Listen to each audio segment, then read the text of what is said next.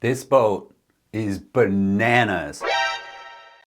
And not made by some boutique company that only makes 1.47 boats per year.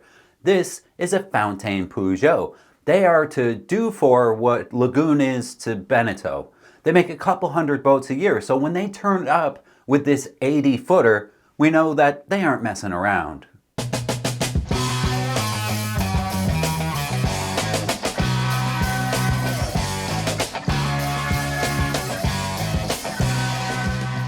When you first hear Fountaine Pajot 80, you might think, oh, another big charter catamaran probably stuffed with sun pads and champagne buckets. And sure, you wouldn't be wrong, but that's only half the story here. This isn't just another floating cocktail lounge. The Fountaine Pajot 80 is the French shipyard's flagship, a sailboat that doesn't just push the boundaries of what a cruising cat can be, it pretty much redraws the map. In a boat that takes the DNA of Fountaine Pajot's smaller models, injects it with a double shot of espresso, and then wraps it in a luxury package that could rival boutique hotels in Saint-Tropez. Let's start with the basics. This 80-footer is beamy at 37 feet wide. That's not just big, that's estate level big. To put that in perspective, the deck area is roughly the size of a doubles tennis court. And if you're the sort who likes comparing boats to real estate, you're basically sailing around with the square footage of a penthouse. Except your penthouse can cruise at 15 knots under sail. Not bad. Now, you can't just slap sails on a floating hotel and hope for the best. That's where the design pedigree comes in. The naval architects at Berret-Racoupeau, a studio with serious credibility in the world of performance cruising sailboats, the trick here is balance. The hulls are slim enough at the entry to slice through waves effectively, but with enough volume carried aft to provide all that glorious living space people expect on an 80-foot cat that costs $10 million.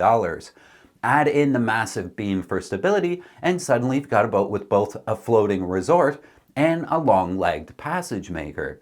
And speaking of sailing, let's talk sail plan. The 80 carries more than 330 square meters of canvas. To translate that into something you can visualize, imagine more sail area than 3 tennis courts laid flat and hoisted up a 34-meter mast. That's a lot of horsepower. And thanks to modern sail handling systems, electric winches, hydraulic furlers, and all the push-button goodies, you don't need a pit crew of Olympic sailors to sail this thing.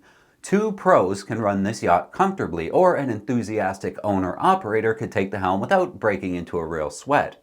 And speaking of helms, the helm stations sit high atop a flybridge, giving you 360-degree visibility. It's part Superyacht wheelhouse, part Starship Enterprise. You've got all your own sail controls neatly led aft, winches right where you want them, and the ability to trim, reef, or furl without leaving your perch. But let's be honest, half the time you'll probably have the autopilot running while you enjoy what the rest of the flybridge has to offer. Because the flybridge isn't just for sailing, it's basically a rooftop club. We're talking day beds, cocktail tables, lounging space, and a bar that can keep the sundowners flowing as you watch the horizon slip on by. If the flybridge is the club, the aft cockpit is the living room. Step down from the saloon and you're in a shaded outdoor space that's as big as many people's apartments. You got a full dining table, lounge seating, and enough open floor space that your charter guests can host a yoga session at sunrise. And because this is the flagship, Fountaine Pajot didn't stop there. They carve out a proper beach club in the transoms. Hydraulic platforms drop down to sea level, opening up easy access to swimming, launching your toys, or just dangling your feet in the water with a glass of wine. For anyone who's used to climbing down clunky swim ladders on smaller boats, this feels like an entirely different world. Now let's head inside, because this is where Fountaine Pajot 80 really flexes all that luxury. The interior design comes from a studio who clearly got the memo that modern yacht buyers don't just want comfort, they want a floating piece of architecture. Think sleek lines, neutral tones, endless windows, and light spilling in from every angle. Feels more like a luxury villa than a boat. The saloon is massive, not just big for a boat, but actually massive. You got a lounge area, a dining area, and depending on the layout you pick, a galley that can either be tucked away for the crew to use or proudly displayed as a show kitchen. And even then, there's still space left over for an entertainment zone. Put it this way, if you've got kids on board, they could literally play tag in the saloon without knocking over a wine glass.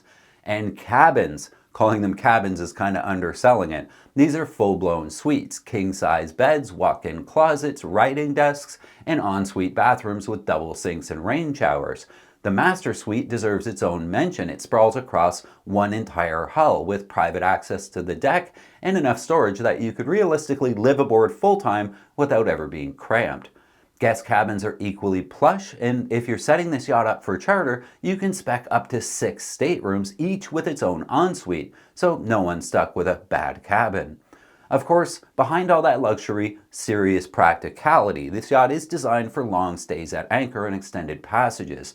We're talking big tankage for fuel and water, cavernous storage for provisions, and enough space for some serious lithium battery banks paired with the integral solar panels. That means you can sit quietly in a bay running the air conditioning and fridges without a constant drone from a generator. It's a level of autonomy that used to be the domain of custom super yachts, but they're starting to bake it into the DNA of these regular sailboats. And let's not forget the crew. On a boat this size, a dedicated crew isn't a luxury, it can be a necessity. The FP80 gives them properly separated quarters and workspaces so that service feels seamless and discreet. Whether it's a couple helping hands for private use or a full professional team for charter, the layout ensures the crew can run the yacht efficiently without getting in the way of the guests. Now, here's the million-dollar, or should I say multi-million-dollar question. How does she actually sail? The answer is better than you'd expect for a boat this luxurious. With the slim hulls and the powerful rig, the 80 will happily cruise in the low teens and push higher when conditions are right. Downwind with the Gennaker out, you'll see speeds that make you forget that you're essentially on a luxury apartment. Upwind, she tacks solidly, thanks to dagger boards that cut leeway and maximize performance. Now, you're not going to be duking it out with racing maxis, but for a yacht loaded with wine coolers and marble countertops, she can cover serious miles in style. That's the duality of the Fountaine Pajot 80. On one hand, it's pure indulgence, endless lounging areas, fine dining under the stars, cabins that feel like hotel rooms. On the other, it's a proper ocean-going sailboat, capable of crossing the ocean safely and efficiently. And that's the magic. You don't have to choose between performance and comfort. You kind of get both, if you can afford it, wrapped up in one very large, very shiny package. So who's this boat for? Well, let's be honest, it's not for the weekend warrior looking to day sail around the bay. It's for the owner who wants it all. Someone who loves sailing but isn't willing to compromise on lifestyle. Maybe you're a family looking to spend months on board, cruising the Med in the summer and hopping across to the Caribbean for the winter. Maybe you're an investor thinking charter return money. Or maybe you just want a boat that makes a statement when you pull into a harbor.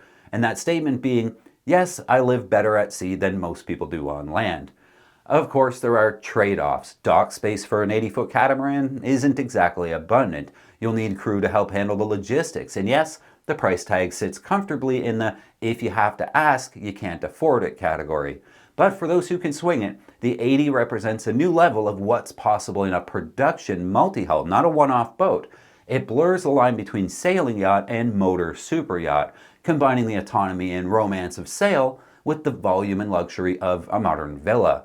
Think about that size for a second too. For yachts approaching the maximum size limit, 79 feet or more, operators often need professional certifications such as a captain's license or a yachtmaster qualification, depending on local laws.